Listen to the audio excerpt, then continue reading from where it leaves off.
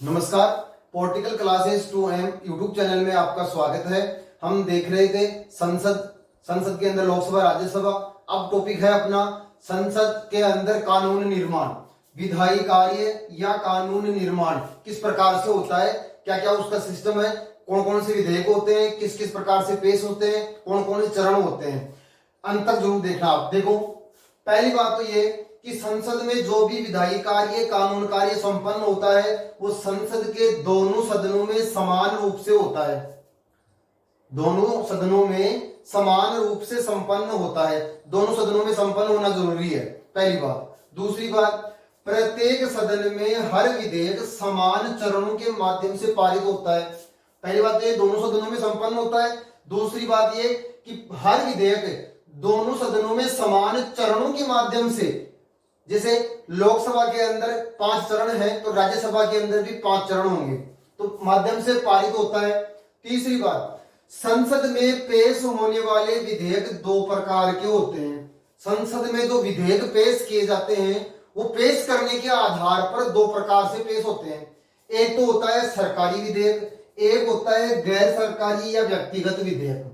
अब इसका सीधा सा अंतर तो यही है कि सरकारी विधेयक तो वह विधेयक होता है जिसको मंत्री पेश करता है, और जिसको संसद का सदस्य जो कि मंत्री नहीं है वो यदि पेश करता है तो वो कहलाता है गैर सरकारी या व्यक्तिगत विधेयक। अब इन दोनों के अंदर देखो, थोड़ा सा अंतर देख लेते हैं।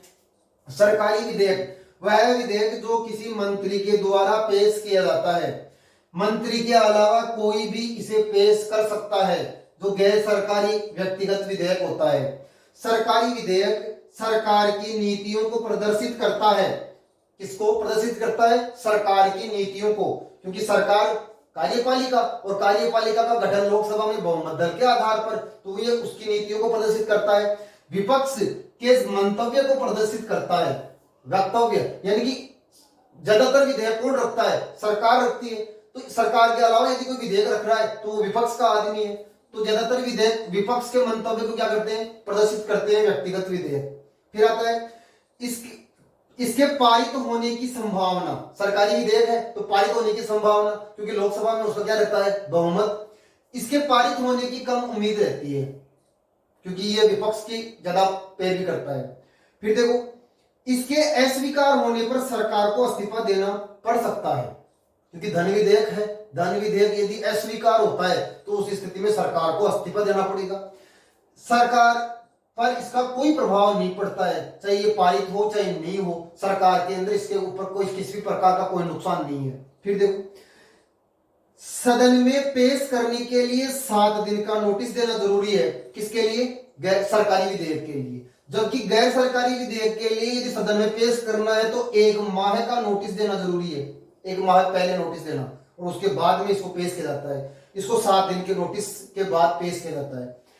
इसे संबंधित विभाग के द्वारा विधि समिति के द्वारा पेश किया जाता है, और यह उसकी जिम्मेदारी होती है। यह व्यक्ति की खुद की जिम्मेदारी होती है, क्योंकि इसको व्यक्ति खुद पेश करता है। तो इस प्रकार से सरकारी और गैर सरकारी विधेयक में अंतर हो गया। सरकारी विधेयक वह विधेयक जिसको सरकार यानी कि मंत्री पेश करता है। सरकारी विधेयक जिसको मंत्री पेश नहीं करता है और उसके अलावा कोई भी सदस्य पेश करता है वो कहलाता है गैर सरकारी और व्यक्तिगत विधेयक। इसके अंतर के संबंध में आजकल क्वेश्चन आते हैं मिलान वाले, या फिर कौन सा कथन सही है कौन सा कथन गलत है, तो उसके अंदर ये चीजें भी हमें पता होना जरूरी है। तो देखो, दोनों सदनों में संपन्न होती है विधायी निर्माण की कार्य। हर विधेयक में समान चरणों से पारित होता है। पेश होने वाला विधेयक 2 प्रकार से पेश होता है, एक सरकारी और एक गैर सरकारी। ये इनमें अंतर हो गया।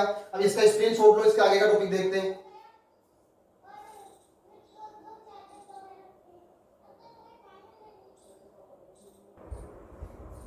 आगे देखो, संसद में जो विधेयक प्रस्तुत होते हैं उनकी 4 श्रेणियां हैं। 4 श्रेणियां ज्यादातर किताबों के अंदर 3 दे रखी है, किसी किसी किताब के अंदर 4 दे रखी है। पहले साधारण विधेयक, धन विधेयक और संविधान संशोधन विधेयक। ज्यादातर किताबों के अंदर यही 3 श्रेणियां मिलती हैं, लेकिन कई कई किताबों के अंदर एक वित्त विधेयक को और दे रखा है। तो साधारण विधेयक, धन विधेयक, वित्त विधेयक और संविधान संशोधन विधेयक, ये 4 श्रेणियों के अंदर विधेयक सदन में रखे जाते हैं और इन्हीं के आधार पर कानून का निर्माण होता है। सबसे पहले हम देखेंगे साधारण विधेयक। क्या देखेंगे? साधारण विधेयक। अब विधेयक साधारण देखेंगे तो इसके लिए पहले ये पता होना चाहिए कि विधेयक क्या है।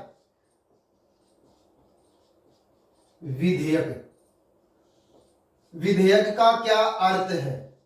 तो विधेयक का क्या अर्थ है कि संसद के अंदर सदन में कोई कानून निर्माण के लिए कोई प्रस्ताव रखा जाता है। क्या रखा जाता है?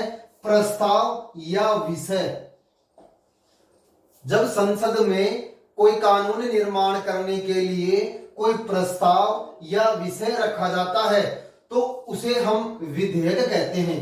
उसे हम क्या कहते हैं? विधेयक। जब यह विधेयक संसद में दोनों सदनों से पारित होकर राष्ट्रपति से पारित हो जाता है तो वो क्या बन जाता है? कानून। तो वो क्या बन जाता है? कानून। तो विधेयक का मतलब समझ गए कि संसद में जब कोई प्रस्ताव या विषय कानून निर्माण करने के लिए रखा जाता है तो उसको बोलते हैं विधेयक। जब तक ये विचाराधीन रहता है तब तक विधेयक रहता है। जब इसके ऊपर राष्ट्रपति के हस्ताक्षर हो जाते हैं तो ये विधेयक क्या बन जाता है? कानून। और इसी को कहा जाता है कानून निर्माण की प्रक्रिया। अब आता है कि हम सबसे पहले कौन सा देखेंगे? साधारण विधेयक। कि साधारण विधेयक कैसे पारित होता है? तो देखो, साधारण विधेयक के लिए दोनों सदनों से पारित होना जरूरी है और इसकी क्या प्रक्रिया है ये हम अगले वीडियो के अंदर देखेंगे साधारण विधेयक के संबंध में। तो आप अगला वीडियो जरूर देखना और इसको लाइक करना, शेयर करना, सब्सक्राइब करना। धन्यवाद।